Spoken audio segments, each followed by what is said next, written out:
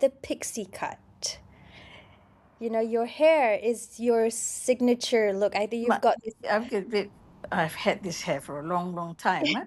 Yes, Okay. and when I Why? speak Why? to people, Uh, can I be- say that they don't know? We can, because they don't remember names. But when I say, "Oh, the one with the, pixie cut, the Short short hair. hair," Yeah, yeah. and they're like, "Oh," they immediately know who I'm talking about. So, Yes, what's yeah. the backstory here? Yeah. So I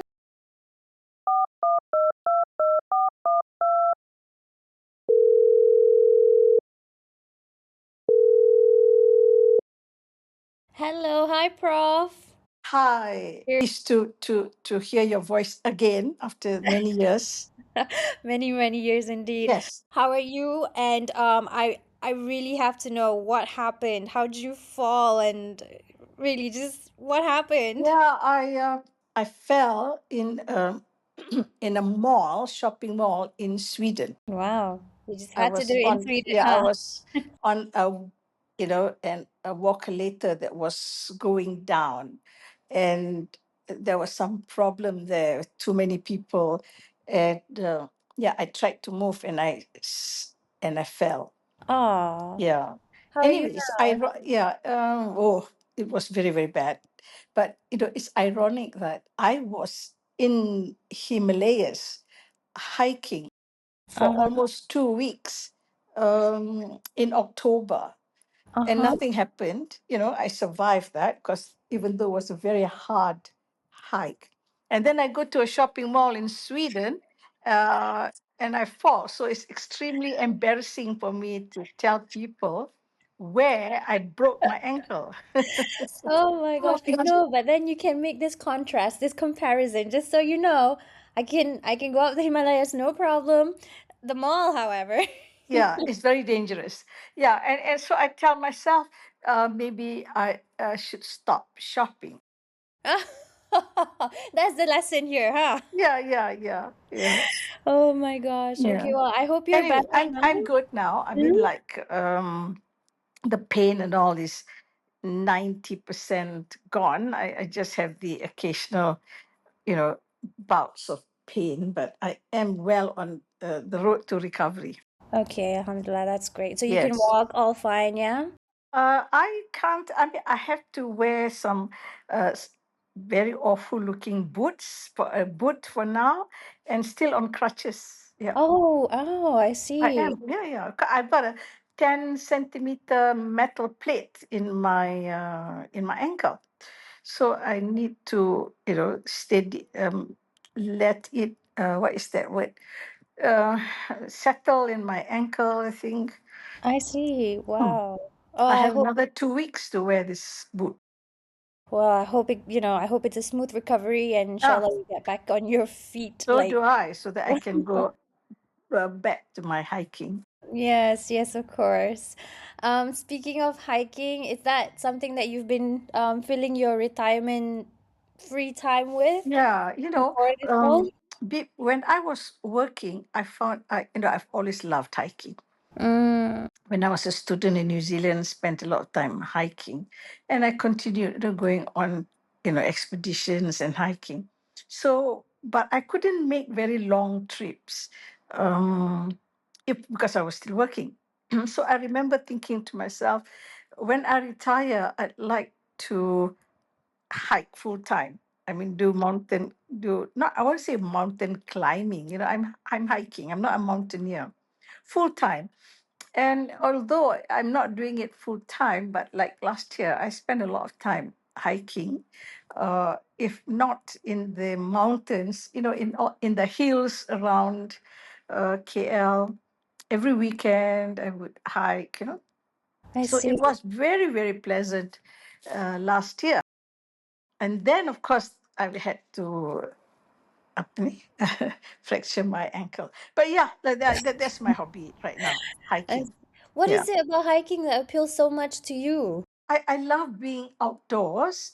And for me, the beach is not, it's too hot for me, the I beach. see. So I think I more or less am addicted to the forest oxygen.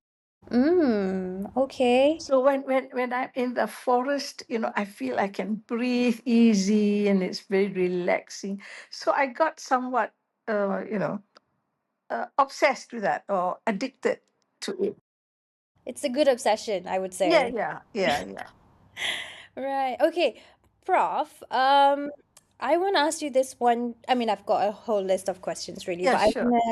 I wanna give this The one a first one, yeah. a special shout out because it's one of the questions that I wanted to ask before, but Yes. I didn't have the guts to do so. Uh-huh. I don't know why, just because. So I wanted to start off with this question. Why the pixie cut? You know, your hair is your signature look. I think you've But got this. I've had this hair for a long, long time. Huh? Yes, and Okay. when I Why? speak to Why? people, can I say that they don't know we can, because they don't remember names. But when I say, "Oh, the one with the pixie cut, the Short short hair. hair," Yeah, yeah. they're like, "Oh," they immediately know who I'm talking about. So, Yes, what's yeah. the backstory here? Yeah. So I've always been an very active outdoors. If as I said, I'm hiking. I used to, play games and whatnot. I used to run marathons.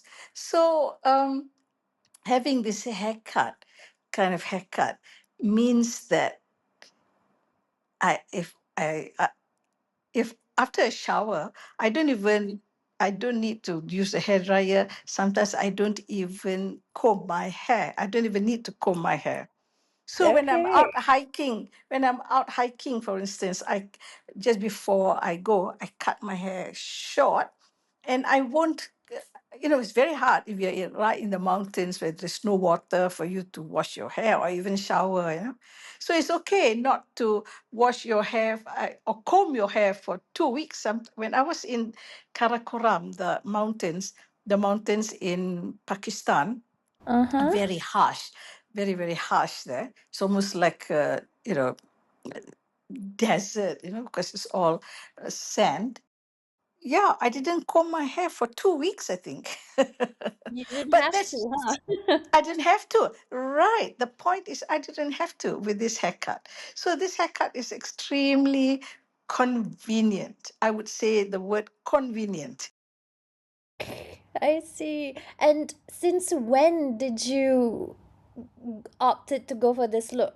Because I recall there was a picture that I had of you, and I think that was you graduating. I'm not sure if Yeah, that was from with AC very days or what, long but hair. Yeah, yeah. yeah, So, you up to did. about when I was in New Zealand, how did I? When did I cut my hair short? So about 76, 1976 or so, that when that photo came out, I had long hair. Then Uh-huh. maybe one or maybe a couple of years later, I still had the long hair. But after a while, I opted for short hair and never looked back. Never looked back, huh? No, No. but really, because I feel like, the hair and when as girls, as women, I guess, when you decide to cut your hair to that length, that's quite a decision, really. And you've Yes. stuck with Yeah. it. So, Yeah. Yeah. was there something in particular that made you decide that, That this I is would the stick with destination? it because for the convenience. I felt it was very convenient. When you're running marathons in this country, it's so hot and humid. So the best thing is to have very short hair. So like when before I went for my Hajj, I almost had a GI cut, GI Wow. haircut. Yeah, so that GI Jane. GI Jane yeah, Mazlan because Othman. it's so hot, and then when you wear the tudung and all, it's yeah, very hot kan pakai tudung too. Mm. So by having this GI haircut, Uh-huh. I enjoyed it very much. Yeah. I see. Amazing. And I love how you've been owning that look, people just know you from there. That's Yeah, brilliant. I guess. Yeah, yeah, yeah. Sometimes, but even so, some like my elder sister, for instance, says to me, "Why must you cut your hair so short?" Because sometimes I do cut my hair very short when, as I said, just before I go for a hike or something like that. Mm-hmm. I cut my hair very, very short. Well, Yep. Yeah. Why Anyway, so that's it's nothing to do with. I see. Okay, well, very strategic convenience then. Yes, yes, yeah. Okay. Okay, And then Prof. of course I let Yes. my hair Mm-hmm. become white. Ah, that too. So Is what you should ask me is why is it that most women they color their hair and they don't want to because they don't. For me, um, again, it's convenience. Having to color the hair every time. Leceh. No, I didn't want to, and also I wanted to be natural. I see. Is this To like a me, it's principle that you important. go Huh? by? Sorry. Is this idea of being natural, is that a Being principle, natural, yeah, yeah. So yeah, that that's you why you see, I don't put on makeup. I don't. My hair macam tu kalau kusut kusut lah.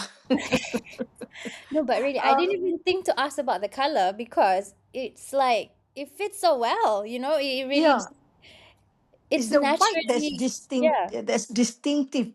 Many people can have this short haircut, but someone my age to have this white hair to allow the hair to grow out white is Mm-hmm. extraordinary.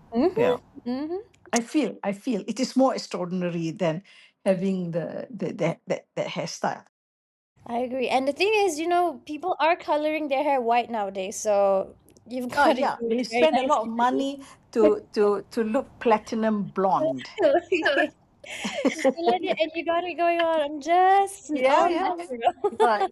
So I've had this white hair for 10 years now, more than 10 years, 12 years.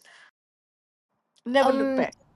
Interesting. And when you had that first strand of white hair, I mean, when you started realizing, maybe not first strand lah, but quite significant that, it is obvious. How does that feel like for you? Because, that's Um, clearly a sign of aging. And how do you approach my aging? my yeah, my hair started growing, you know, got strands of white hair. Maybe when I was 40 something, Okay. 45 or so. Yeah. Mm-hmm. And I colored my hair. Oh. Yes. So I was coloring my hair all the time until I retired from the UN, Mm-hmm. from the United Nations. So, but when I came home and retired, I told my daughter, I said, everybody now knows I'm retired. So they can easily work out how old I am. So who am I trying to fool? I mean, everybody knows I was 60 at that time. So Mm-hmm. why bother? Wow. Okay. And within 3 months of no, three haircuts, which is about maybe 4 or 5 months, my hair was all white, all white. Yeah. And how'd you feel going out the first time with all white hair? No, no. You gradually, my hair gradually became, Oh, the yes, yes, color you just told that. gradually wore out, can Mhm. washed out. The color gradually washed out, and so I was getting accustomed to it. I But see. it's very hard, and I know a lot of my friends. I told them, why don't you just go natural? I said, so they try, but within like 2 weeks, with the white hair showing, they what is that word? They lose their guts. They I see. lose Is their they feel uncomfortable, determination. maybe? Sorry, Hmm. Maybe because they feel uncomfortable. Is that the yeah, word? because no, it's because they think they look old. Okay, I They see. look it, yeah. Or a lot of my friends who are very fair, they say this white hair with very white, fair skin, Mm-mm. not so nice. I said I don't know, but a lot of them lose their determination after 3 or 4 weeks. Yeah, so I it's see. easy. Well, It's easy to go back to you know. coloring your hair. Coloring your hair. Well, Yeah. more power to you, Prof. And Yeah, I yeah. assume I assume back then you were coloring it like black, or were you pretty Dark adventurous? brown, dark A brown. dark brown. Okay. Sometimes I had streaks, depends on Oh, how much time I had. So, but after a while, this was getting a bit ridiculous, kan? Yeah, but it's that having the uh, dah lah tak pakai tudung kan, and then rambut pun putih. So it's all this unconventional. So I think people remember because firstly it's my age. okay. Women my age, 90% are wearing tudung. Okay.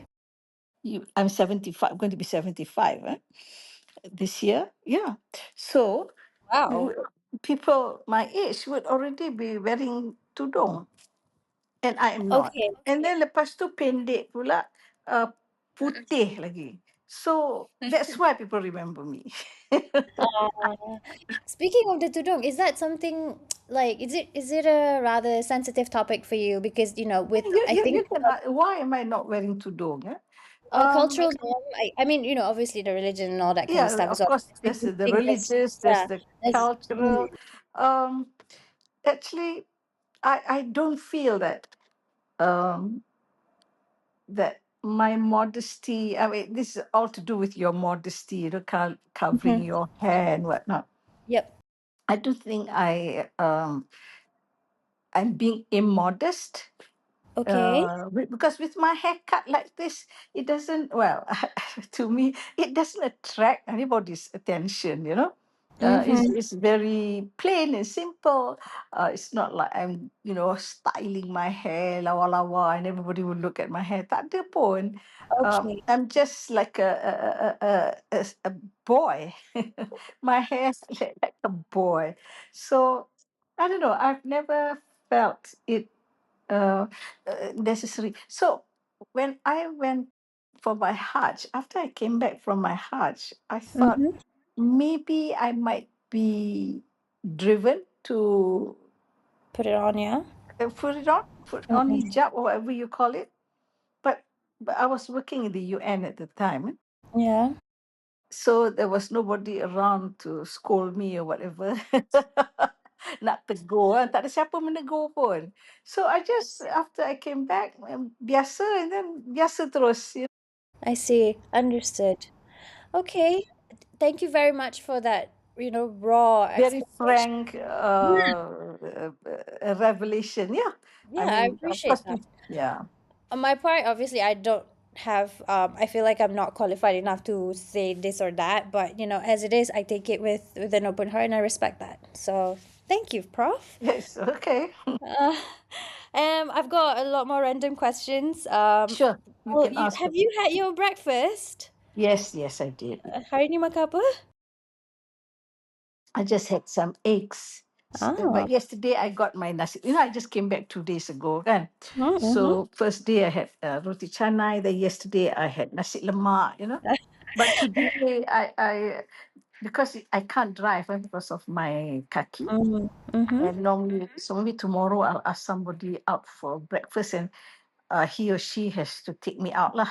Yeah, of But course. today, because of your call and whatnot, I thought, okay lah, I just stay at home Oh, and eat whatever's in the fridge. No problems, yeah. yeah, go be that passenger princess that you are. Make them fetch you. But my daughter, before I came home, because I was staying with her, she said, Mama, you make sure every day you have the name of somebody to take you out somewhere. I'm sure that wouldn't be a problem. Yeah, yeah. No, no, no problem. It's true. Mm. And how does Professor Mazlan have her beverage, like coffee or tea? Coffee. Coffee, and how do you take it? Coffee, yes. But I'm not a connoisseur, not a coffee connoisseur, meaning that I must, like both my children, my son and my daughter, they have Mm-hmm. very expensive coffee machines. Oh, And they I make a big deal out of which roast they're getting, macam-macam lah. have. Mama no, Mama 3-in-1 dah cukup as long Oh, as I you can. do. Yeah, I mean, of course, when I go out, I love the cappuccino or whatever. But still, I love coffee, but not a connoisseur.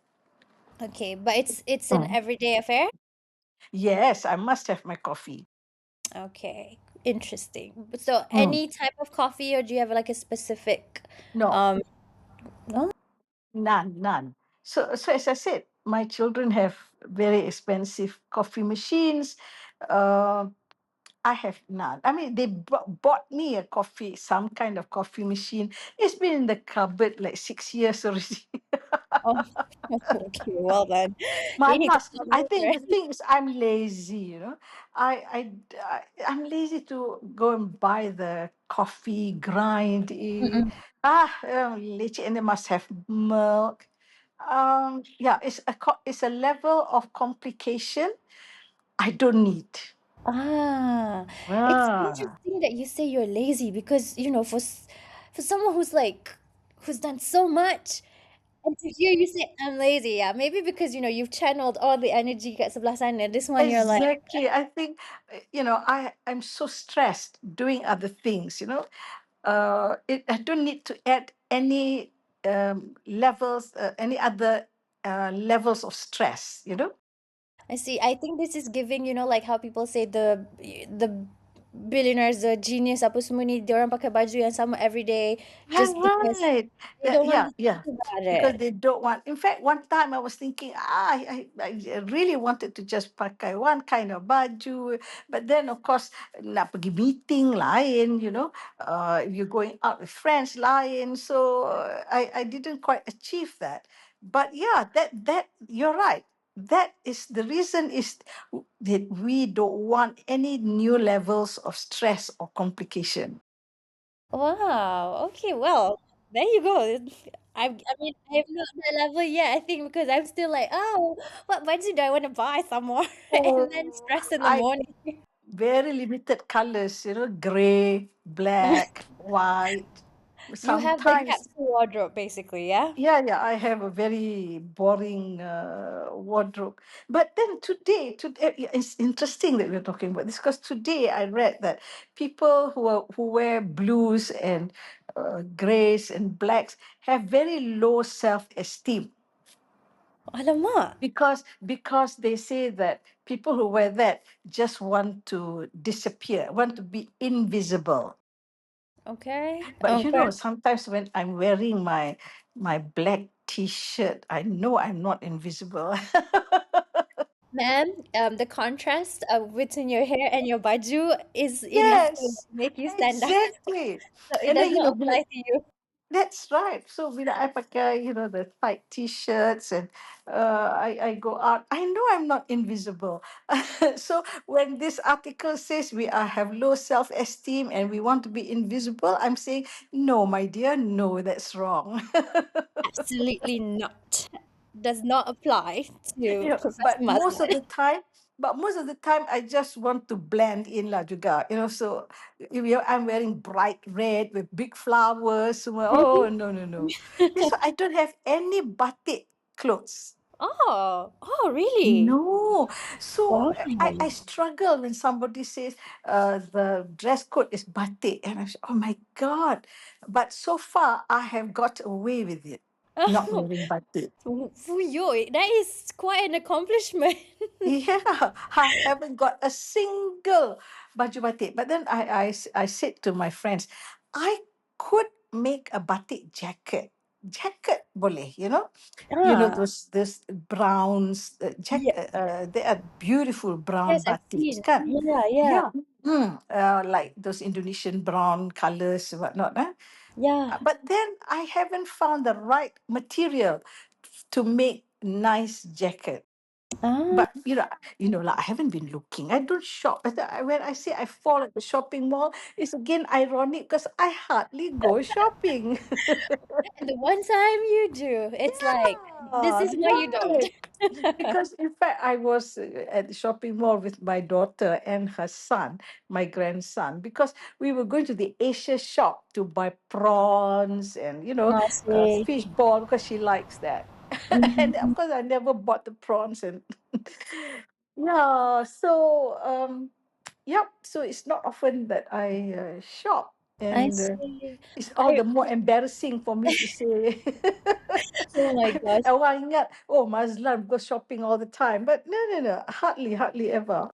Ah, my gosh, this is definitely a core memory. And I'm sure you like shopping, right? Um, I do appreciate the idea of being able to spend money, and sometimes for what? I don't know. It's just like that immediate sense of wee, and then you go home and you're like, what did I just do? But it's Yes, yeah, I but think you're young. maybe yeah. But is this, this idea of not quite enjoying shopping, is that a thing since you were young, Oh, Julie? yeah, it is something young, this 10 years or so lah. I see. Mm. Especially when I stopped, when I retired. Where would I wear those lovely bajus, So when I was still in the UN, I had a full wardrobe, jackets, skirts, everything. I And see. but as soon as I retired, I realized actually I don't have to dress up to go anywhere. I mean, I dress up as I want, um, and people have to accept. You know what I mean? You do not comply to other people's rules because No, no. I decided after I retired that oh, I wasn't going to conform or comply in terms of baju, oh, that's So amazing. that's it. So I stopped, more or less stopped shopping, and yep, yeah. Oh, that's But nice. then you have to get to my age lah, Maybe before you realize you don't really need that many clothes. it's And you're wisdom, young. I think, yeah. You're young, so you want a handbag for every occasion, pair of shoes to match the handbag, clothes. Takkanlah nak pakai dua kali kan, nak pergi wedding. Haiya. No, I, and, Mama, and let's I not don't go go to there. weddings. I don't go to weddings anymore, Oh, I really? don't like to dress up. Oh, I see. Okay, Okay, okay. okay. Yeah. Convenience is the key Yeah. word here. Yeah. I don't like to be inconvenienced. I mean, that's fair. After all that you've done, I think you deserve to live A that rest. life. Yeah. And what I love to do is dressing up to go for a hike. Oh, So active wear, yeah? yeah, yeah, active That's wear. the active wear. And okay, just on shifting towards like another angle of this Mm. conversation. You've done so much throughout the span of, to be honest, I don't even know how many years of working life you have under your I belt. work since 30, and I'm going to be 75 this year. So 45 years. Amazing. Mhm. And when did you actually feel like you've made it? Like you've achieved success, because clearly you are a successful person, but personally, internally, when did that moment click for you, if it ever did? Let me see. Because I had different phases of my career. One was as a researcher in the university, researcher and lecturer and professor in the university. And then the second part is the civil servant. I joined government, kan? Mm-mm. So I became head of a government agency. And then the third is the United Nations. Yes. I head of a agency in the United Nations. So I think I was always not satisfied with my accomplishment until I went to the UN, I suppose, Hmm. because I felt doing something globally. I mean, I'm a very, very, I sacrifice a lot for serving the country, yeah? Hmm. All the What do you time. mean by that? What do you mean by that? Well, I mean, like I wanted to, from the university, I loved research, I loved teaching and all that, but I gave that up to join the government. Hmm. I knew that once I accepted the position in government, I would no longer be doing research.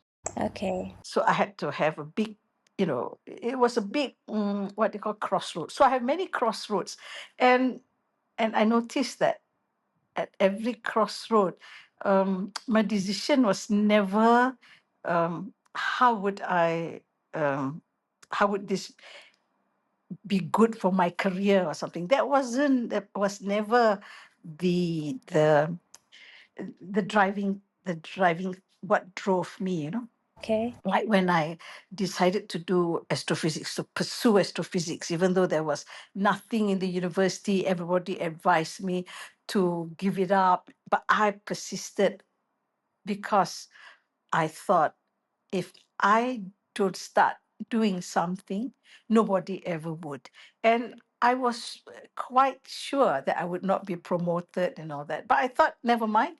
Um, Time will tell.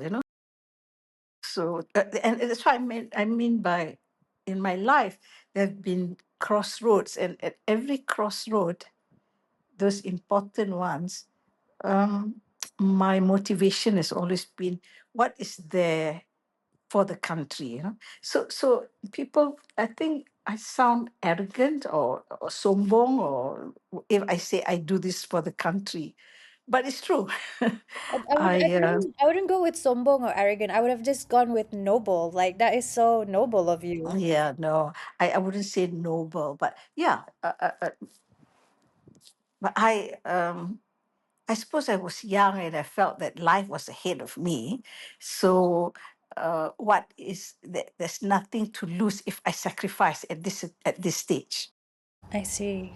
Yeah, so that it I felt it was always okay to give up whatever I wanted to do, because there'd be an opportunity for it again in the future, not knowing that I never had that opportunity again. But it's all right. But because when you are young, you sometimes you are foolhardy. You yeah, you. I'm not saying you make bad decisions, but you just go by what you think um, Yeah. is Yeah. is good. So every crossroad that I had, it was always what is there, that what is it that I can contribute. So going to government was, I thought, okay, this is my chance to put my money where my mouth is, or to prove that I mean what I say, because I was always talking about people don't understand astronomy, and therefore, if I had a chance, to make people understand astronomy or astrophysics, therefore I should. And that's why I left university. I see. Whereas, as I said, I was going to Harvard and all that, for Mm-hmm. sabbatical and all that. But that would have been quite inward looking. Mm-hmm. I would benefit from doing the research. Yeah, short sendiri lah. Yeah, To put it simply, yeah. But that's yeah, again, that's okay. So I can conclude that you felt like you've made it when you went to the UN, yeah. So right? when I went to the UN, again, when the UN was, they headhunted me.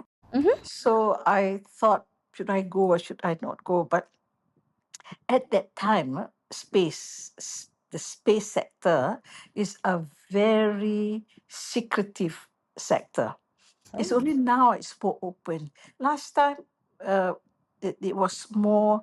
Um, it's a very military thing. I see. And everything, a lot of things were high, secrets. You won't. It's very difficult to get information. You can't even know which country is doing what, because everybody keeps their information secret. But I Mm-hmm. knew that if I went to the UN, I would get that. I would be on top of that information. And I thought, yeah, this is my chance to find out what's happening in the world in space, and not just stay in my own country. Yeah, And that's when I gave up, and went overseas the first time. I I see. wanted to find out. I told Mahathir then, that I said, it's good for me to go, I said, because he didn't want me to go. Oh, Um, because then I would know what's happening outside, outside of Malaysia, and I can bring back that information, I said, and to benefit Malaysia. And Yeah. I think with that, he relented and allowed me to go. Oh. Um, of course, then I came back. Then he asked me to come back again. Then I went back again. Well, that one is another story, lah. Um, yeah. So I felt that I had made it. Um, towards at the last year in of my UN in the UN, when I was serving the UN, in the final year, I felt I tried to do many things, put matching countries and things like that. And the thing was, I got support from almost every country. Um, countries that were normally not happy with each other. Uh-huh. When I try to bring them together for the good of the community, um, they were always positive towards what I was proposing. Mm-hmm. And That, there was a very, very difficult situation where I, sort of put things together, and there was agreement. And it was at that time when I went home that night after long negotiations. No, I thought to myself, you know what? I think I know that I'm good at this. oh, Mm. that's That amazing.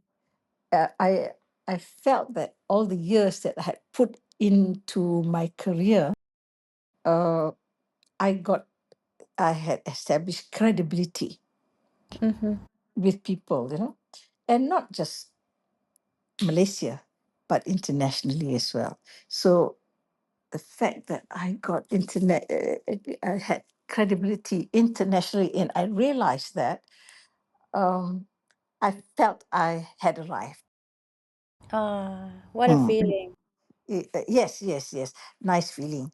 And then when the last day of the meetings, it's the tradition in the UN that the countries would give parting remarks to people who are retiring, and the remarks that I got, were very, very sweet, and yeah.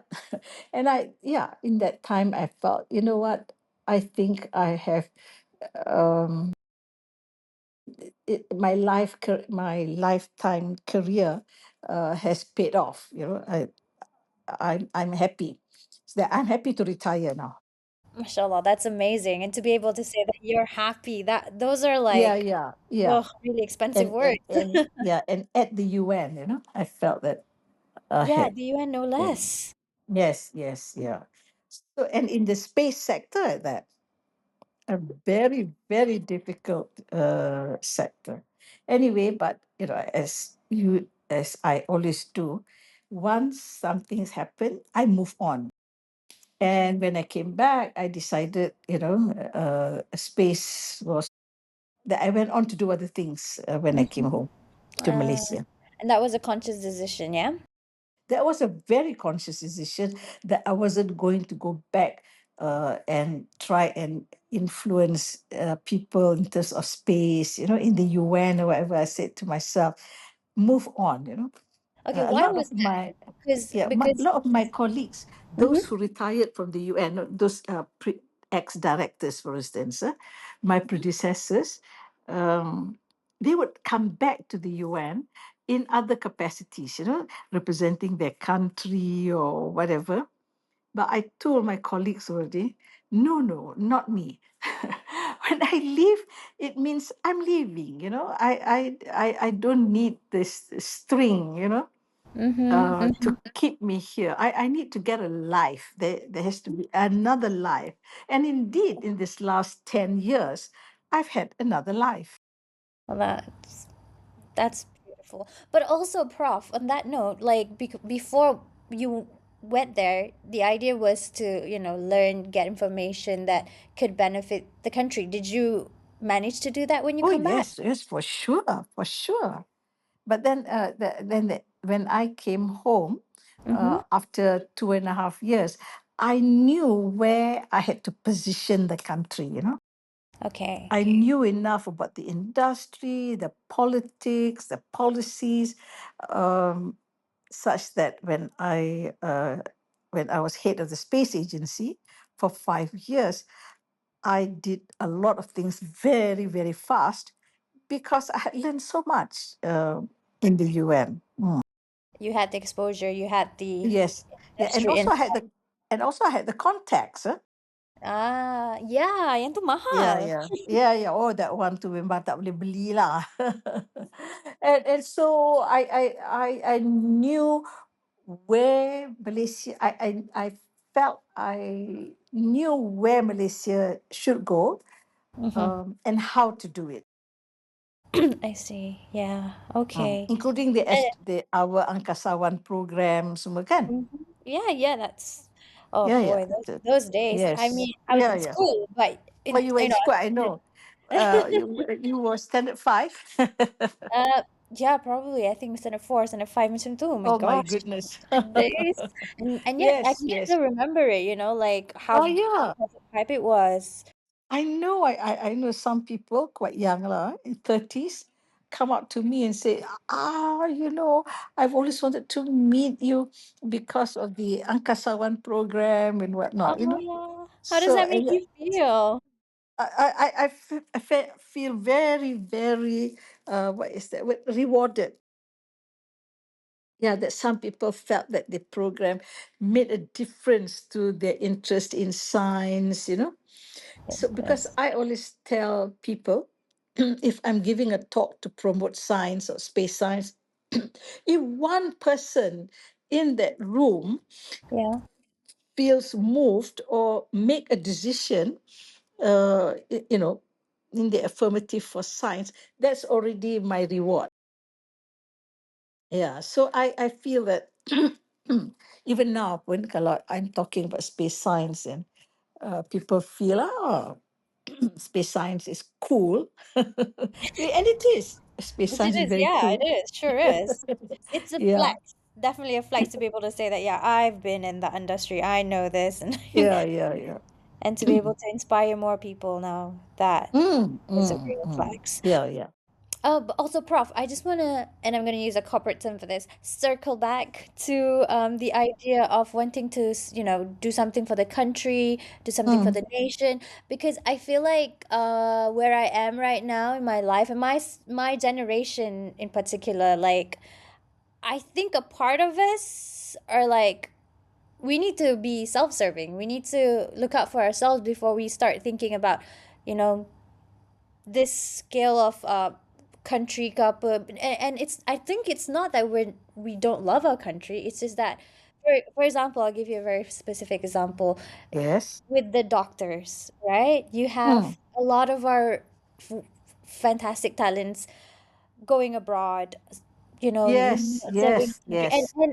the thing is, you have to understand why it's the situation at home is not, it's to say not ideal is yeah, is an understatement, in fact. And the conditions that they have to go through, and then in comparison to what they can gain and achieve and learn outside, but and then the whole conversation becomes, oh, you're not patriotic enough, you don't serve your own country, you're, and to an extent some people go as far as saying traitors and all these things. What are Mm. your thoughts on that? And just So also, this I is don't a want to wake up materialistic on it's a that. generational problem.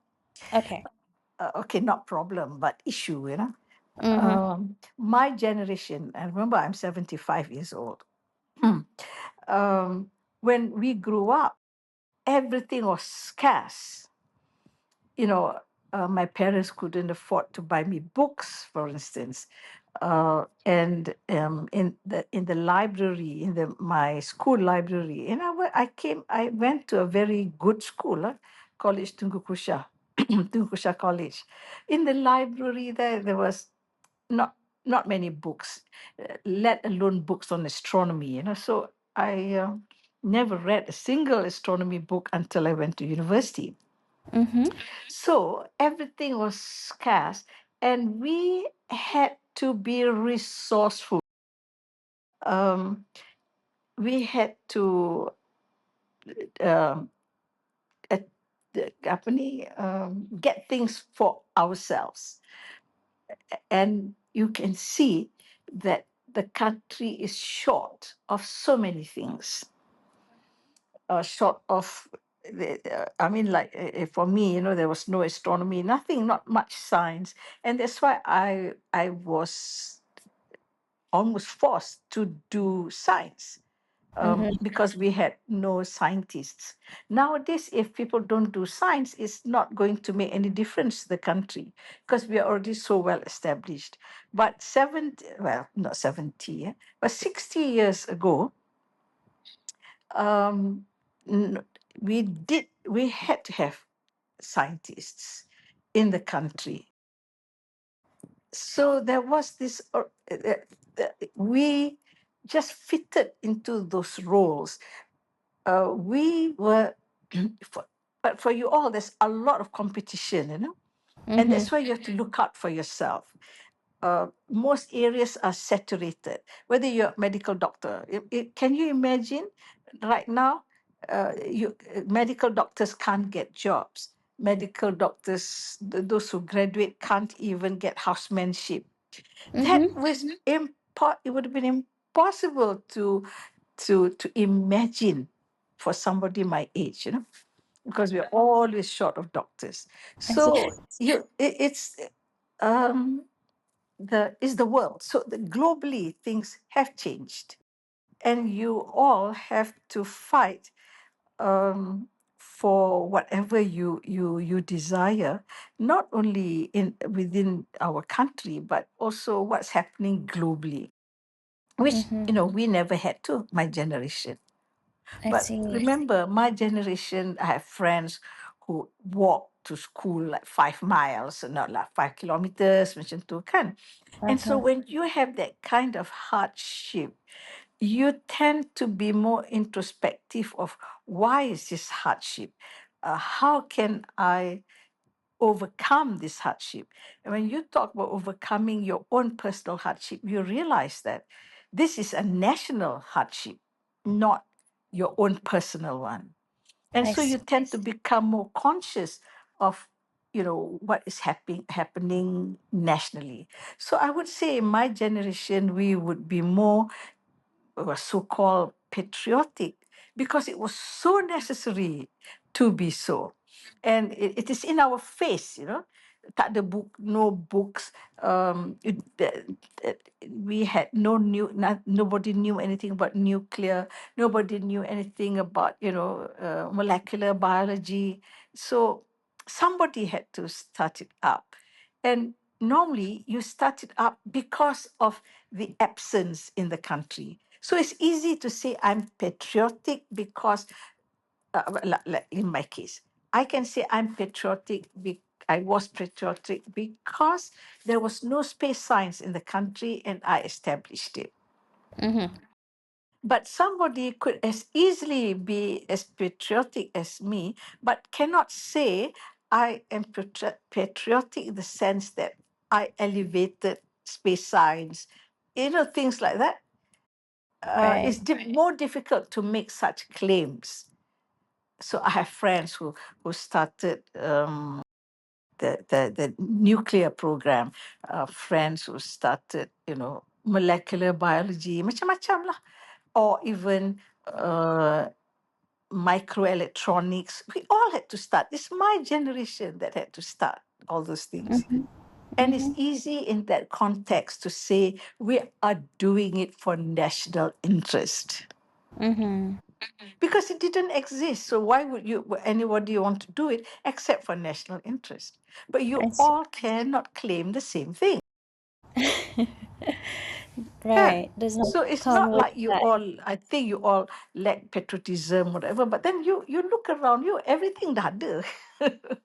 Fair. And I do feel like a lot of us, we want to contribute to the country, but the situation's just not ideal. For example, the idea of doctors macam terlalu banyak, it's kind of confusing for me because like if you Yeah. you know at the government hospital, you always hear people talk about how long the waiting hours are, and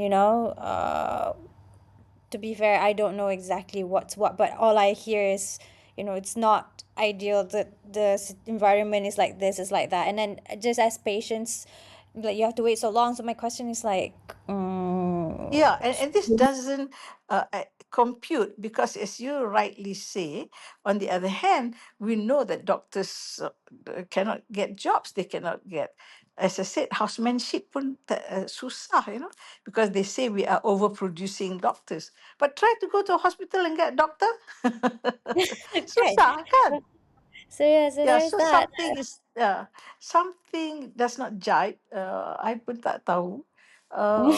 But yeah, so I haven't been talking to many young people who say that they want to do something for the country, but they can't. Because I like to know why can't they, Mm-hmm. Um, I okay, mean, yeah. yes. Sorry, Prof. Okay, let's say it's research.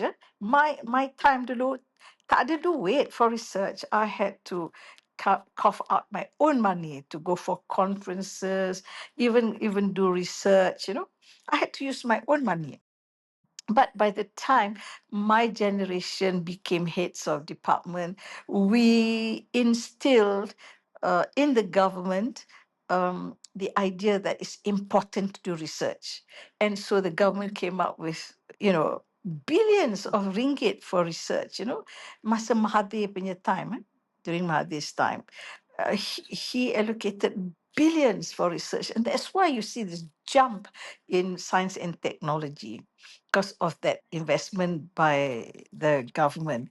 So a lot of the people after my generation, let's say 60, 50, and 60-year-olds, they have already benefited from my generation being, in the government and Mm-hmm. pushing for certain things. But then, okay, science and technology, the problem right now is the government doesn't really feel that it needs to invest in science and technology. Okay. That's the problem. There's no political will for that. There's some research money, but not enough to make an impact. Anyway, Mm-hmm. what I'm trying to say is, but then the competition is getting more. Macam dulu, uh, how many PhDs were there? Very few PhDs. Now we produce 3,000 PhDs a year. I'm assuming that is a lot in the grand scheme of Yes, that's things. a lot. Yeah. Do we have 3,000 jobs for PhDs? Tak ada. Tak ada. But then the university, because there's so many universities now all competing to be on some world ranking, and Right. therefore you on this world ranking, you must produce this many PhDs. And so in the market right now, there is oversupply of PhDs. And yeah, and if we talk about quality, that's another story, isn't it? Yeah, that one to cakap lah, the quality versus quantity. Let's ignore that. Uh-huh. Uh, because I think in my time pun you can argue quantity versus quality or whatever, but we all got absorbed because, everything needed to be developed, to be instituted. And my generation, we were there. I mean, I think my Interesting. generation is the happiest in Well, terms of lucky career. you. Yeah, in terms of career, tau, our career development. Yeah, yeah, true. I mean, Yeah. yeah, I don't, to be honest, this is a discussion that I have no solution to propose. I feel like Mm.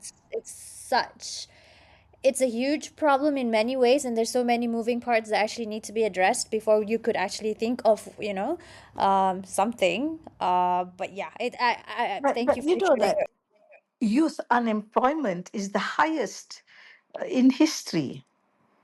I did not know that. Yeah, I mean globally. I'm talking about global.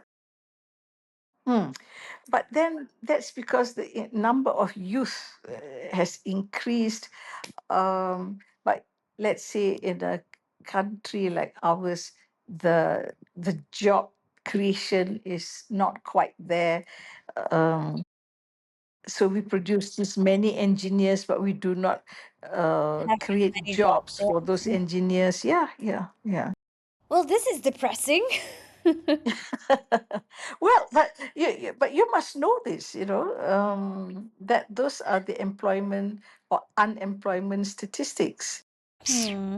Yeah, well, again, hopefully how we can figure this out and lay out a better foundation in years to come, because Mm, mm, otherwise I do feel like when you talk about unemployment, it becomes a whole other thing with social issues, and it's mm. one thing that could lead to a whole lot of other problems. So but anyway, again, I can I pose another question for you, Prof, because Yeah, okay. just Mm. because, but thank you. Again, I just felt like, I don't have a concrete solution, but your input is gonna make me think lah after Yeah, we and yeah. this call. It's Right. gonna um I would also like to ask. I've got a couple more. I know I've taken so much of your time, but I think these few questions are the must ask questions for you before I Yes. number one is, what's a belief you had, say, 10 years ago, maybe 20 years ago, that you've completely changed your mind about? Hmm. Completely changed my mind about that. Yeah. My belief. Or I have you have been very strong beliefs, uh, and I feel I'm still holding on to those beliefs. Yeah. When you say you don't, change your mind, it's because you're disappointed, or you think that it's not necessary anymore. Mm-hmm. I don't can't come, at the top of my mind. I can't think of any. Okay. Those things that I strongly believe, like a strong push for science and technology, a strong push that youth must be a part of, you know, uh, policy. Um, yeah, I still believe those very strongly. Yeah, lah, maybe I believe I don't have to wear that many clothes. That's true. That's true. Yeah. Uh, Yeah. that's quite a radical change. But yeah, um, I still have very strong uh, beliefs that I hang on to until today.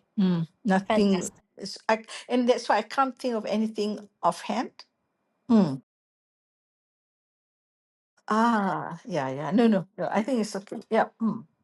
Yes. Um, okay, also, Prof, do you think that being a smart, intelligent woman that you are, or, whoever smart, intelligent woman may be, does that actually make love easier or harder, like to love and to be loved? Okay. So I feel to be in love and to have love is very, very important. Is It's it? it's what, yeah, it's what makes life worthwhile. Okay. Like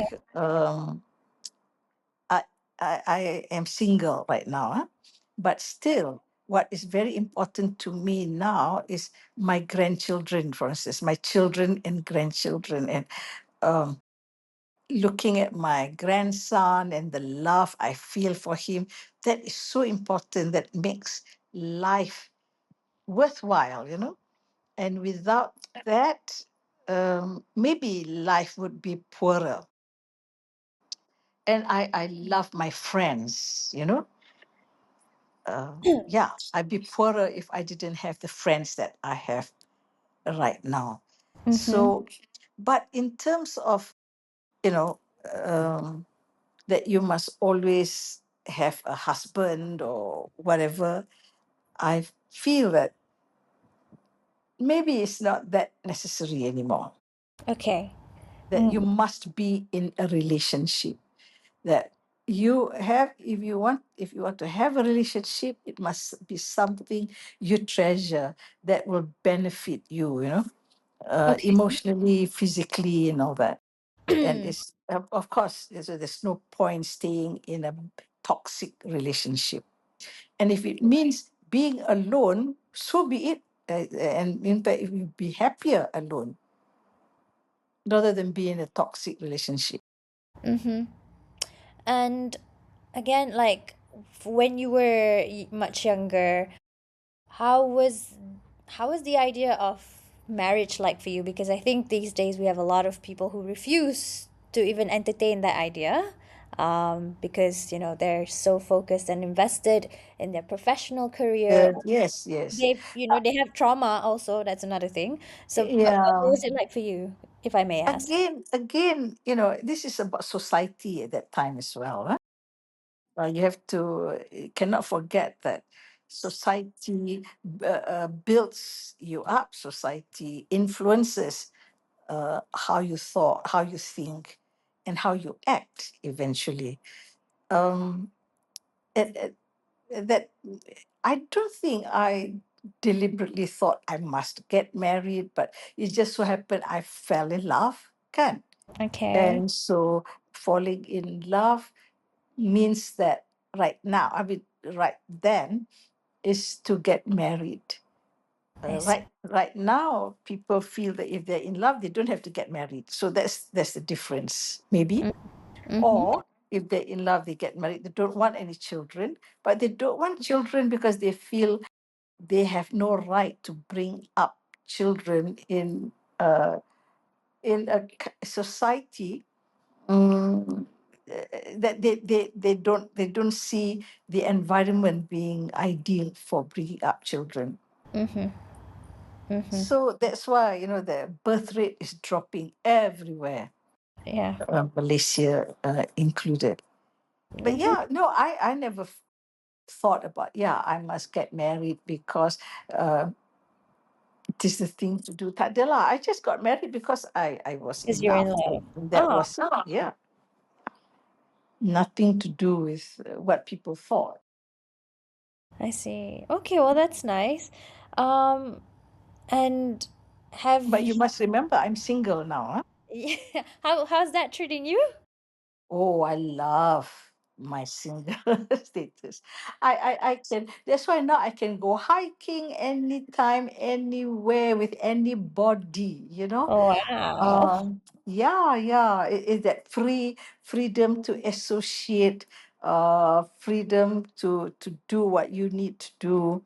So, in this last 10 years, I've been able to double my contribution to my community and whatnot, simply because I'm single. I see.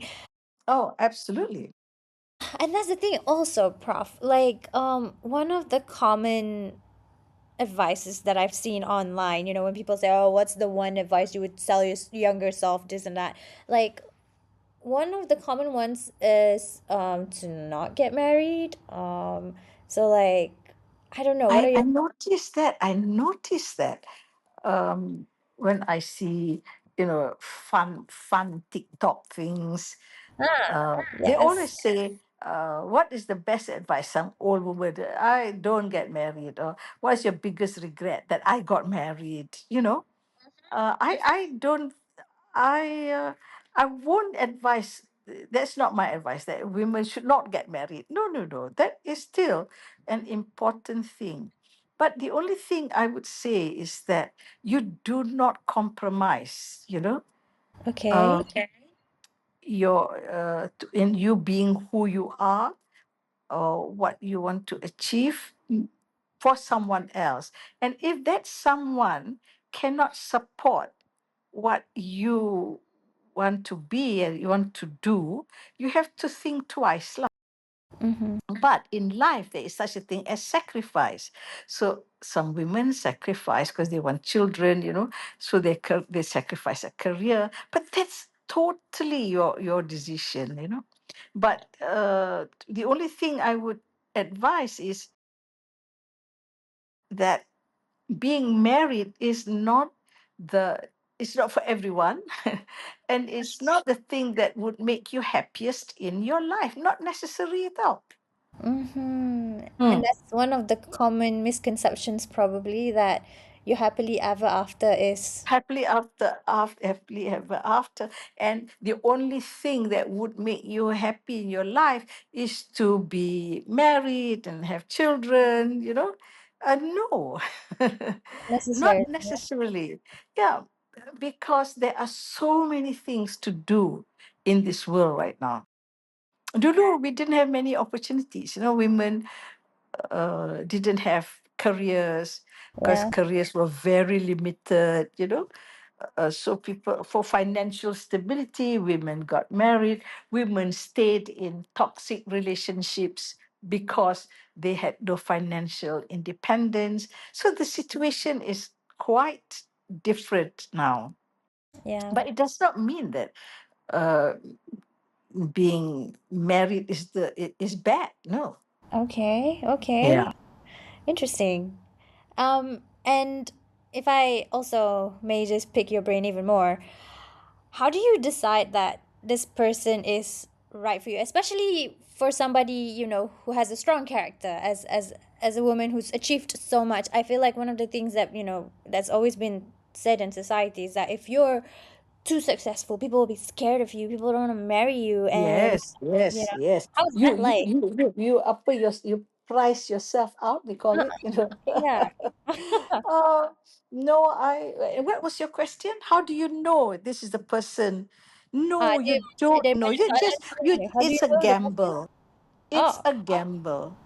I, I oh, I would say it's a gamble damn. because you could be good for 3 years, or for 3 months, or 3 years, or 10 years, and then things start to sour. I see. And but if you only want to get married because this person is perfect, you never get married lah, because there's no person who's perfect. It's a gamble. In life, you have to take risks. Okay. I believe that in life you have to take risks, and then I would never, I don't ever regret not having got married. Both were failures. My marriages both were failures because I have the thing that I think I have achieved most best in my life are my two children and my Oh, grandchildren. And oh. if I didn't get married, I wouldn't have children. And so, no, I would still would like to have got married and have these children that I have now. And I am so besotted by my grandson, for instance. I tell you, yeah, he gives me so much joy. And of course, my daughter and my Oh. son. So, and that is not something I ever regret having done, having got married. Yeah. But wasn't it hard to like juggle your professional life and being a mother? Yes, it was hard. It was very, very hard. And I'm like grateful that my children, despite my being an absent mind mother a lot of the time, didn't get into drugs or bad company. They're okay. I'm sure they're more than okay. Oh, I think they're okay lah. But Oh, that's beautiful. I see. Okay, well, okay, that's interesting. Something for me to discuss with my friends as well. Uh, yes, yes, sure. I would love to have this conversation with young women. I mean, informally, not yeah. in an interview like this. What is it that you all desire, and why is it that you don't achieve what you desire? Because I think we can learn a lot from each other. Yeah, I agree. I agree. And I feel Mm, like, mm. the idea of youth empowerment for me would always include um, learning and referencing from people who are older and have gone through, all those I've gone years through and experience. yes, yes. So a lot of people see me as only my success, career wise. Mm-hmm. But I've had a lot of personal failures. Oh boy. Oh, Uh, yeah. Okay. So I always say, first of all, when I talk with a group, first of all, you have to understand, I'm divorced twice, so which means that at a personal level, I have failed. So let's accept that first. Mm-hmm. But what can we learn from this? What can we learn from this, Prof? Can we learn? Yeah, and that's what we can talk about Okay. Well, inshallah, one day one day over a over a cup of cup of coffee. coffee. But Sure. not three in one. Proper And good. it has to be, really nice coffee. Yes, inshallah. Mm. Okay, Prof. One last question before we wrap this up because it's been Mm. slightly over an hour. Um, what do you want to be remembered for? After all that's been said and done, in terms of your career, in terms maybe not just in terms of your career, but in terms of who Mazlan Othman is. Because really, if I were to read out your title, it's a mouthful. Tan Sri Professor Panjang, yeah. Emeritus Juris Dr. Mazlan I Othman. don't know. Risau tu tinggal Yeah. mana-mana. Ah, So I don't know to be remembered for what. Huh? Um, yeah, I would love to be remembered as a good mother, that my children will remember me. Yeah, mom. I don't necessarily have a good, like to be a good mom, because it is impossible to be a good mom, that you're good all the time. But that I'm their mother, that they remember that I am their mother, or a grandmother, and that my friends remember me as somebody, that I don't know, that I was a good friend, yeah, that they enjoyed my company, for instance. That's all. I mean, I think that's what makes you human, kind whatever it is that makes me a person human. mm-hmm, mm-hmm. Oh, that's beautiful. Yeah, some people think they have to leave a legacy, in some field or other. No, I'm not interested in that, because things change. Um, what you think is important when you were in that position, it may not necessarily be important after 20 years. Kan? Yeah, yeah. Yeah. So to me, yeah, let it change. Let things develop, uh, and let things improve, or whatever. I move on. I move on. Wow, and that's wisdom right there. Yeah. Because So you because know that. some people cannot let Yeah. go. I have. I don't really have to contribute into to space anymore. But recently I have been performing on stage. Yes, yes, that's amazing, Prof. Yeah. Like, So that is something that I feel, um, that when there's the other message that I give young people.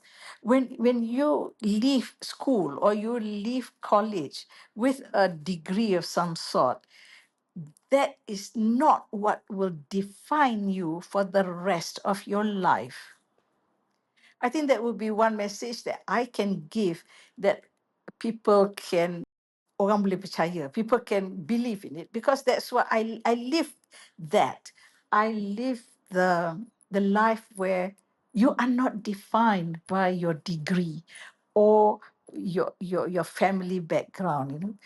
You define yourself, you reinvent yourself as you go along in life. It's just, where can I contribute? What can I do to make people's life, make my life more meaningful?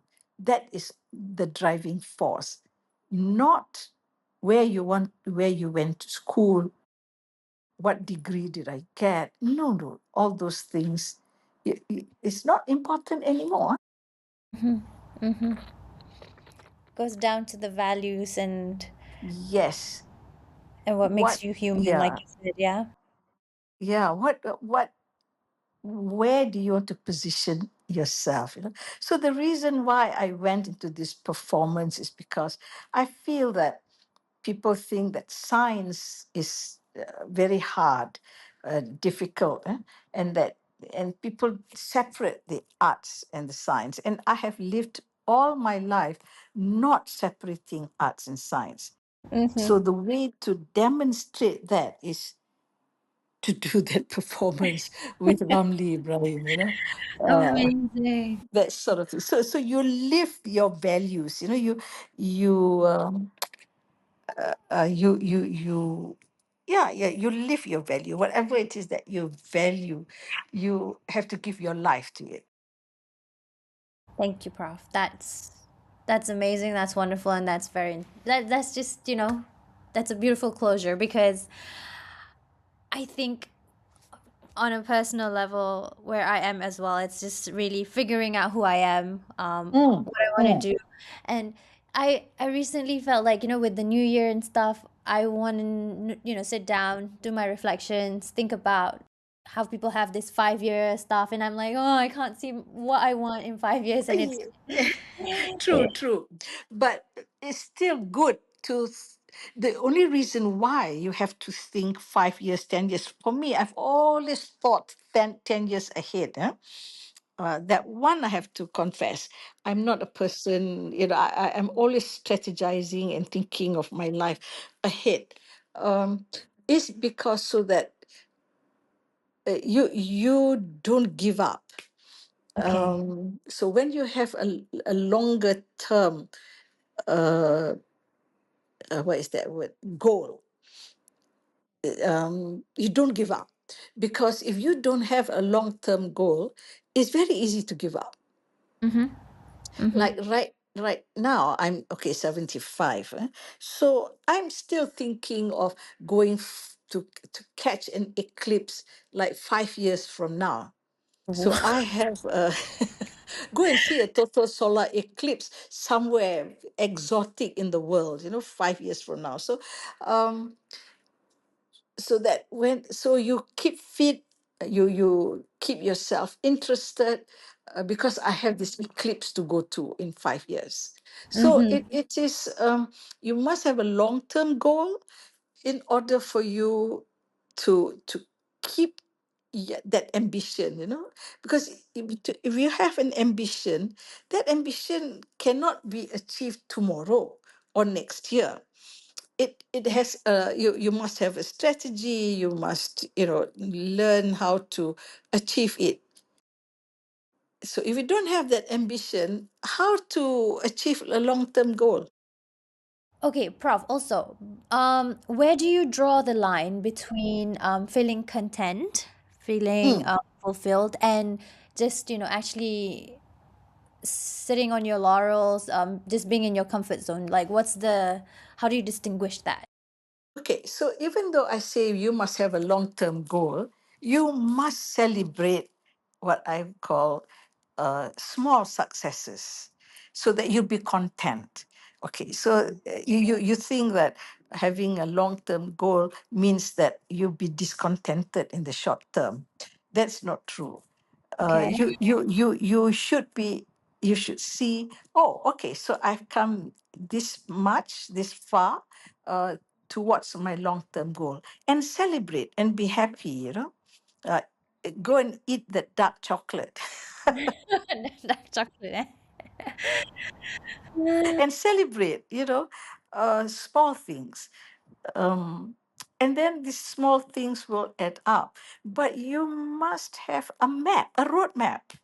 Okay. Yeah, if you go in your life without a roadmap, Mm-hmm.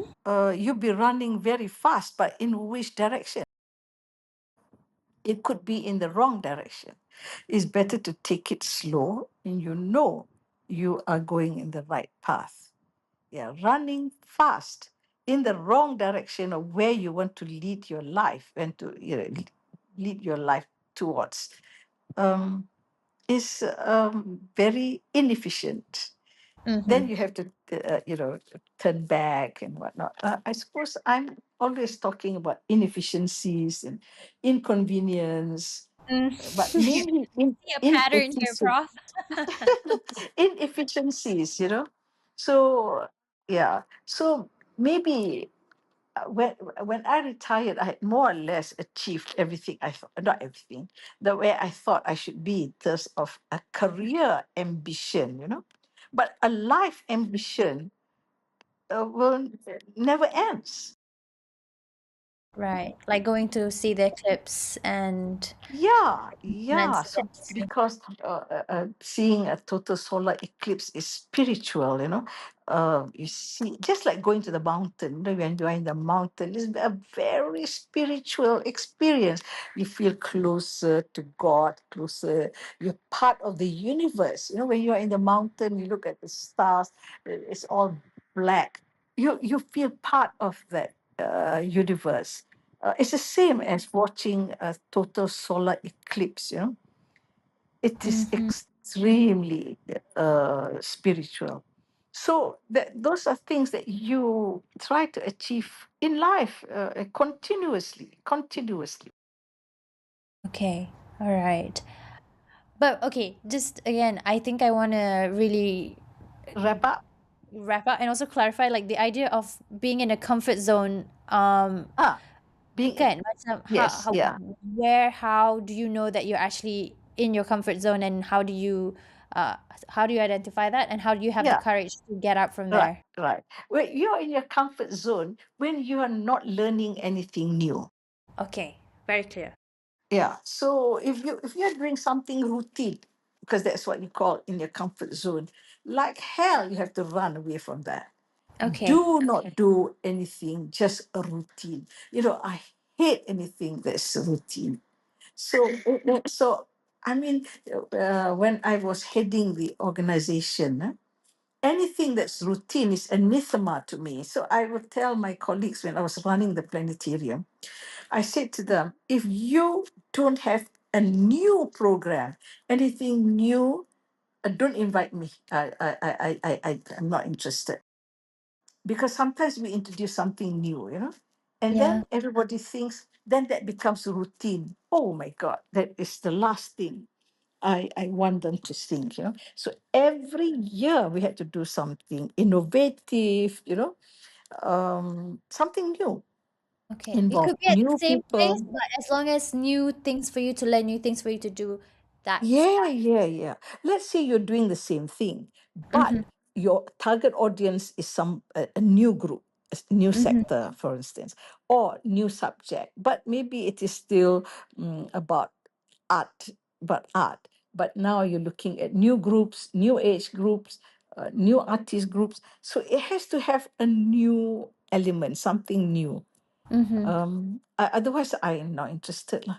So my whole life, I think that's why I went into astronomy and astrophysics and everything, and kept building new institutions, because I cannot stay in the one place. Until now, I cannot stay in the one place. That's why I have to innovate. And how else can I bring this message of science?